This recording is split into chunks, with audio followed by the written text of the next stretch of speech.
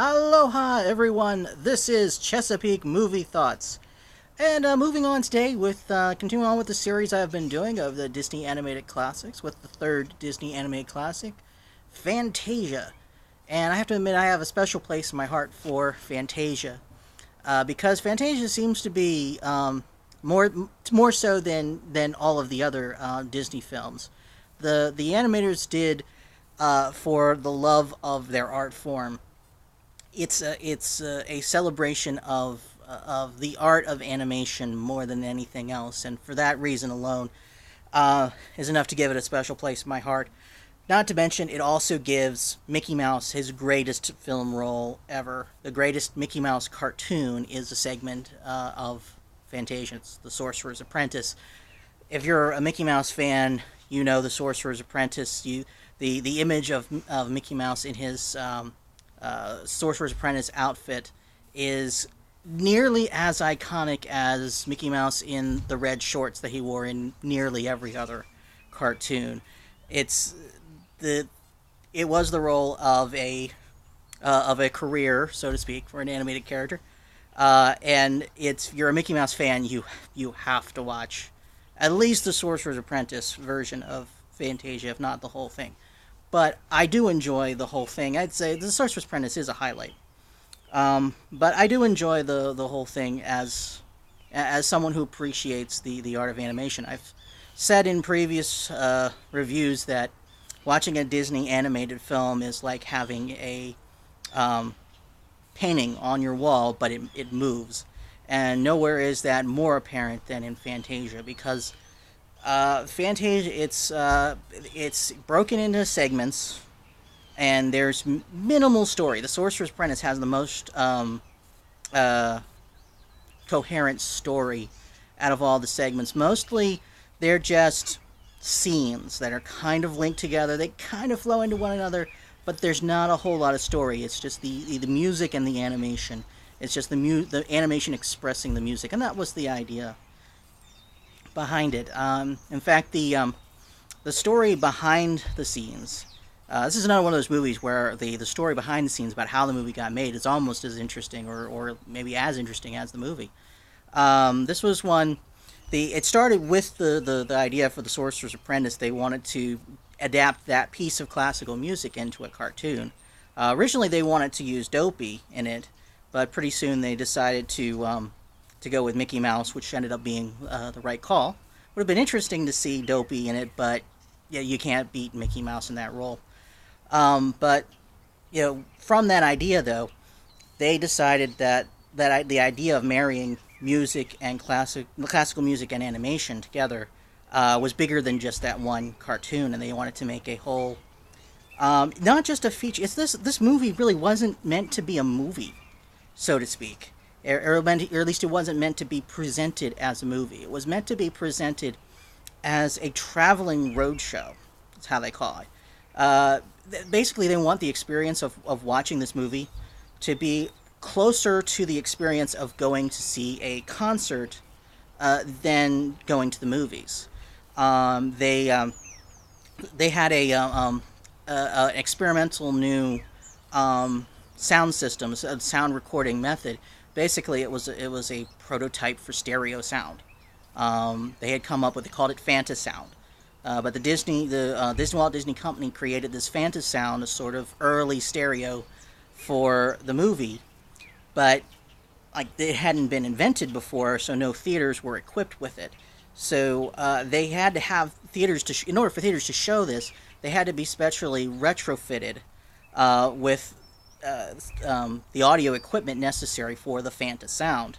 And the idea was, because they knew that was going to be an issue, that the idea was that they would tour like a concert might tour.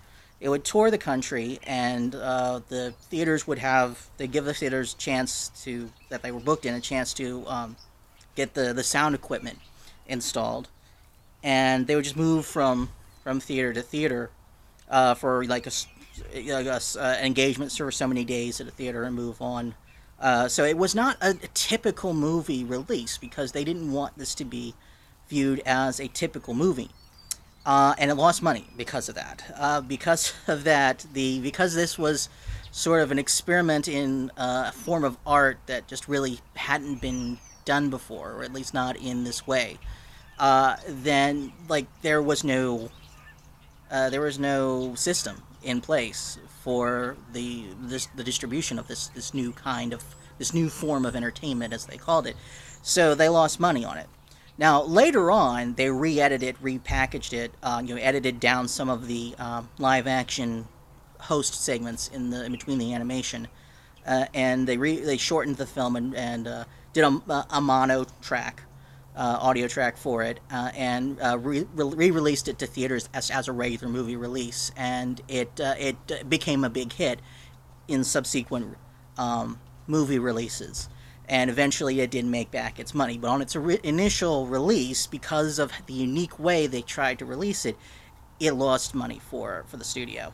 The idea, though, was that hopefully this was going to continue, just keep moving across the country indefinitely. And as time went by, they would switch out. They would add new segments, new animated segments to different pieces of classical music, like switching out some of the old ones, bringing in so that the program would change. Like they wanted this to be like a concert. And watching this, it does kind of give me the feel of seeing a symphony orchestra in concert a little bit. I don't have a lot of experience with that. I did once for a class trip back in grade school. The class went to see the BSO. That's the Baltimore Symphony Orchestra, if you're not familiar with the BSO. But they were doing a children's program at the time, which was they were doing pieces of classical music that would be maybe more accessible to kids. And I was one of the field trips that I really enjoyed. It was so long ago, I don't remember a lot of the details of that. I do remember that they did cover the Dance of the Hours, which is one of the pieces of music they use in Fantasia. But they played that, and at the time, that piece of music was being used for a Downy fabric softener commercial. So I remember them making a joke about Downy fabric softener when they played that, when they introduced that piece. But I digress. The Fantasia, though, again, I've got a soft spot for this movie. I just love it so much. But again, it's kind of a film that's more. It's going to be more appreciated by the adults in the audience than the children. I think there's certainly things that children are going to get out of it. The Sorcerer's Apprentice segment they'll definitely enjoy because it's a Mickey Mouse cartoon. It's the greatest Mickey Mouse cartoon ever, but it is a Mickey Mouse cartoon. Dance of the Hours is a bit more cartoony than a lot of the segments. But there are times in the film where it's very slow.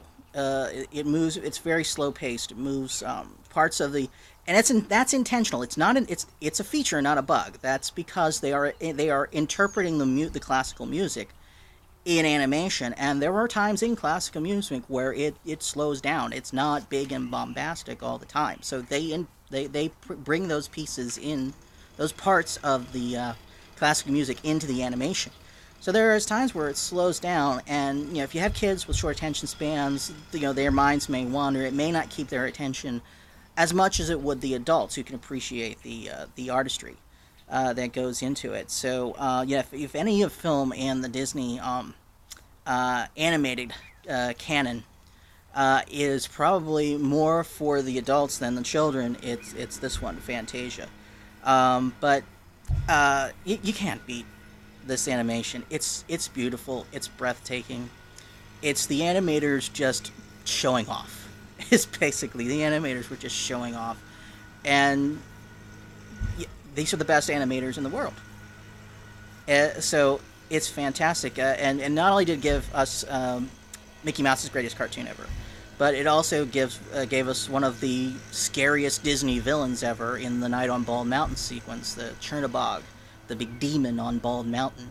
That's some pretty scary imagery. And then anytime there's a compilation of scary Disney animation, you're going to see something of Chernabog on Bald Mountain from Fantasia.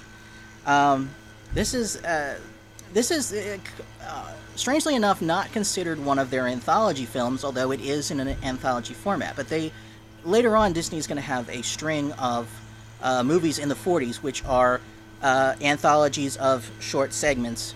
And Fantasia, is the same thing, but this never gets thrown in with them. Fantasia is similar, but it's kind of in a league of its own, and it just is.